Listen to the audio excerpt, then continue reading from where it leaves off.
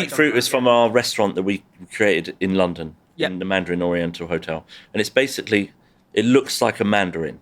So it's got an orange skin, it's pitted, and inside is a chicken liver and foie gras parfait, with a little leaf on top, served with grilled bread. It's insane. It blows people's minds. It's amazing. But it's really simple. There's two things that are on the plate. It's parfait and your condiment, which is the jelly around the outside. Rewind where I think Heston went to, what was it? Not Girardet. It was, the name will come to me. Very progressive French chef. And he had a dish of pigeon jelly that was spooned out onto the plate with pickled vegetables, all sorts, and then this crab cream, right? Nuts for 1980s.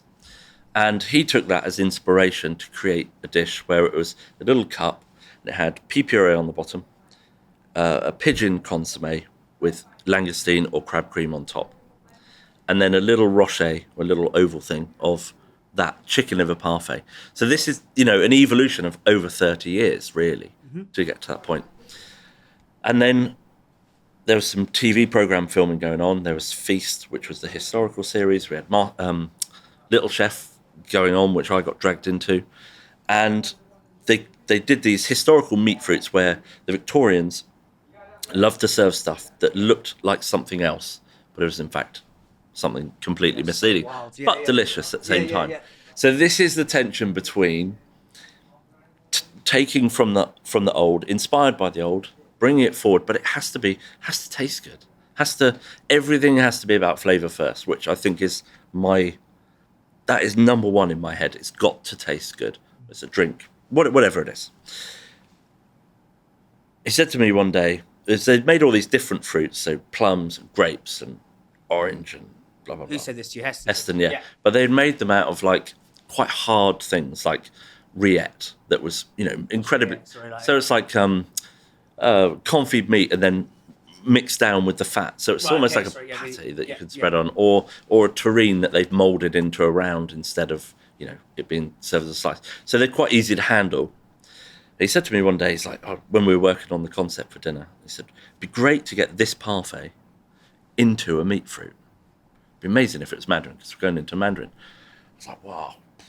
So I'm on this side now, my delivery side of my head, going, that's going to be quite a tall order. We're going to be doing 300 covers a day, but high level. And it was a tall order because it was so hard to get. Technically, to get something really soft and delicious like a parfait, that when you serve a parfait in a restaurant, it's incredibly smooth, and you can't just manhandle it into many different. You can't just freeze it with no consequence. You can't just mold it with no consequence. You can't heat it. And it go back to what it was. See what I mean? It's a very delicate thing. So I was like, oh, blimey, that's going to be quite difficult. But actually, do you know what? Leave it with us for a couple of weeks. And we thought about it, and we just started trial and error. And I think we can do this.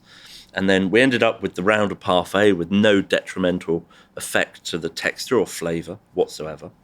And we then started making this mandarin jelly, and we wanted the gel to melt like a gelatine gel, not like a modern seaweed gel that's very...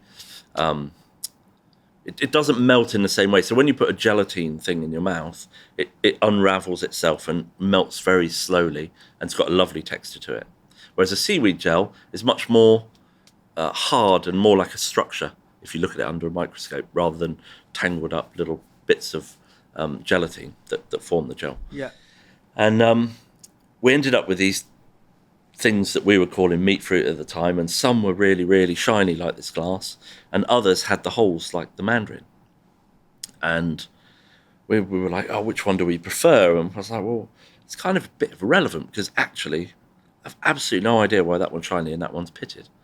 So we had two outcomes to choose from, but we didn't know how... So when you say one was pitted, as in, sorry. So if you look at an orange, you've got all the little holes, the little pits in the skin. So it's like orange skin. Yeah. And then we had one that was really super shiny, like a glass, almost like a fake fruit sort of thing. Yeah, it looked really quite shiny and fake, right? Interesting, yeah. And you had no idea why, No idea. So we had to then just work out what actually happens. And it turns out, in order to make the meat fruit, we had to freeze the ball of parfait, and you freeze it at -40, and then we dip it into the jelly at 38 degrees, held in a water bath, and you would do one dip, and what would happen is the gel on the first one would start to freeze like frost on your ice on your windscreen in the morning. So you put it into some polystyrene, it would frost up and go really frosty. But if you dipped it too quickly before the frost had affected the texture of that gel, right, then it would be really, really shiny. If you let it frost up, you've disrupted the surface of the first gel. So when you re-dip it the second time, so you've got enough gel, then you get the little pits. But if you dip it too quickly, it'll be really, really super smooth and shiny. Sure. But the reason we were doing 2 dips is because we wanted the right amount of gel on the outside, which is your condiment, instead of having, a chutney or a fruit condiment to go with your parfait. The right amount of condiment was on the outside of the parfait. So every time you put it onto the toast, you had the right balance of parfait, mandarin flavored gel. Espressos is sponsored by supply chain software gurus Unleashed. It talks to your e-com and accounting software. It's helped Islands cut admin time in half, get granular clarity on your margins, know where your stock is, don't miss availability. Brands like Candy Kittens, Tiny Rebel and Trip all use Unleashed, and so should you.